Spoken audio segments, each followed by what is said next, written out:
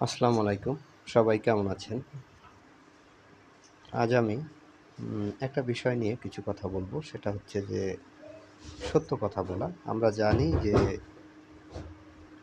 সত্য বলা অনেক মহৎ একটি গুণ এবং প্রায়শই আমরা সত্য বলা থেকে বিরত থাকি। এটি অনেকটা এরকম হয়ে যায় যে আমাদের অভ্যাসে পরিণত হয়। যখন তখন যেখানে সেখানে প্রয়োজনে কিংবা অপ্রয়োজনে আমরা সত্য কথা গোপন করি বা মিথ্যা বলি। এখন আপনি যখন নিজেকে মুসলিম হিসাবে দাবি করেন এবং আল্লাহকে বিশ্বাস করেন, পরকালে বিশ্বাস করেন, কোরআনকে বিশ্বাস করেন। এখন কোরআন তো আল্লাহর কথা এবং আল্লাহ তাআলা এর কথা যখন অনুসরণ করা হয় সেটিই মূলত ইবাদত বা নেক আমল। এখন সত্য কথা বলা নিয়ে আল্লাহ তাআলা কি বলেছেন কোরআনে? এক নজরে আমরা কয়েকটি আয়াত দেখে আসি, যেগুলো খুবই সহজ, সরল এবং সুস্পষ্ট। এর মধ্যে কোনো মারপ্যাঁচ নেই, জটিলতা নেই, বিশেষ ভাবে উপলব্ধি করার বিষয়ও নেই, সহজ সরল। যেমন আল্লাহ বলেছেন, সত্যের সাথে মিথ্যাকে মিশিও না, আর মিথ্যাবাদীদের উপর আল্লাহর লানত। যারা আল্লাহর আয়াতে বিশ্বাস করে না তারাই মিথ্যা রচনা করে। মিথ্যাবাদীরা কখনো সফল হবে না। মিথ্যা কথা পরিহার করো। মিথ্যাবাদীদের উপর আল্লাহর লানত। তোমরা সোজা ও সত্য কথা বলো। মিথ্যাবাদীদেরকে আল্লাহ তাআলা কখনো পথ দেখান না। আল্লাহর সীমালঙ্ঘনকারী ও মিথ্যাবাদীকে হিদায়াত দেন না। তারা জেনে শুনে মিথ্যার উপর অটল থাকে।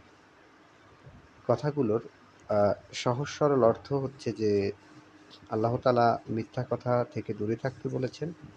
মিথ্যার বিষয়ে শাস্তির কথাও বলেছেন। আমি একটি শাস্তির কথা বলি। আল্লাহ বলেছেন, মিথ্যাবাদীদেরকে আল্লাহ হিদায়াত দেন না। আল্লাহর হিদায়াত থেকে বঞ্চিত হলে একজন মানুষের এর চেয়ে বড় কোনো ক্ষতি এই পৃথিবীর বুকে নেই। তাহলে এটি অত্যন্ত ভয়ানক একটি শাস্তি। কারণ আপনি যখন হিদায়াত থেকে বঞ্চিত হবেন তখন তো আল্লাহর সকল রহমত, দয়া সবকিছু থেকে বঞ্চিত হবেন। এখন প্রবলেম হচ্ছে যে আমরা মুসলিম হিসাবে ইসলামিক রীতিনীতি অনুসরণ করি। কিন্তু কোরআনের যে সহজ সরল নির্দেশনা রয়েছে, এই বিষয়গুলো আমরা ওইভাবে কখনো অনুধাবন করার চেষ্টা করি না। এর গুরুত্বটা, তাৎপর্য বোঝার চেষ্টা করি না। যার কারণে আমাদের অভ্যাসে পরিণত হয়ে গেছে। আরেকটা জিনিস কি, কোরআনে আল্লাহ তাআলা বারবার বলেছেন তার আয়াতকে অনুসরণ করতে। কিন্তু আমরা কি অনুসরণ করি? আমরা সমাজ, মানুষকে, আমরা নিজেদের আ আ আবেগকে, বিবেককে বা আমাদের অনুভূতিকে অনুসরণ করি। এটি করার অর্থ হচ্ছে যে মানুষ আসলে তার প্রবৃত্তিকে অনুসরণ করে। মানুষ তার আশেপাশে দেখা সমাজকে অনুসরণ করে। একটা জিনিস, মানুষ দুনিয়ার প্রফিট বা লাভকে এক্সপেক্ট করে।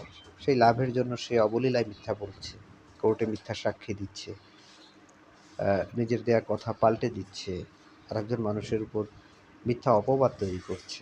সবকিছু মিথ্যা। তা আল্লাহ তাআলা এত কঠোরভাবে, এত গভীরভাবে, এত সহজভাবে বারবার বোঝানোর পরও আপনি যখন মিথ্যা বলেন তার অর্থই হচ্ছে আপনি কোরআনের নিরবিচ্ছিন্ন অনুসরণ থেকে সরে যাচ্ছেন।